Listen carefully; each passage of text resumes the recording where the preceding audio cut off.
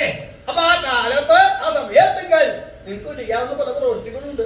എന്താണ് ഓരോരോ കാര്യങ്ങള് പല കാര്യങ്ങളും ചെയ്യാൻ പറ്റും.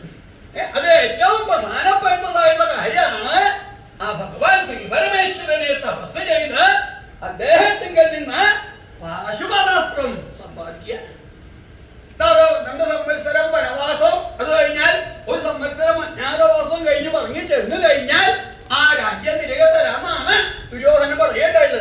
പക്ഷേ അത് ചിലപ്പോൾ നടന്നോന്നില്ല. അങ്ങനെ വന്നാൽ എന്താ വേണ്ടത്? യുദ്ധത്തിന് വേണ്ടി വരും. അപ്പൊ ആ യുദ്ധം പുറപ്പെട്ട് കഴിഞ്ഞാൽ യുദ്ധത്തിൽ ജയിക്കണമെങ്കിൽ എന്താ വേണ്ടേ? അതിന് ആയുധങ്ങള് കയ്യിലുണ്ടാവണം. അപ്പൊ ഇവിടെ ആ ഭഗവാൻ ശ്രീ പരമേശ്വരനെ തപസ് ചെയ്ത് ആ പാശുപതാസ്ത്രം സമ്പാദിക്കുകയാണെങ്കിൽ പിന്നെ നിങ്ങൾക്ക് ആരെയും പേടിക്കേണ്ട കാര്യമില്ല. ഗൗരവന്മാരാന്നല്ല, ത്രൈലോക്യം മുഴുവൻ ജയിക്കാനായിട്ട് നിങ്ങളെ കൊണ്ട് സാധിക്കും.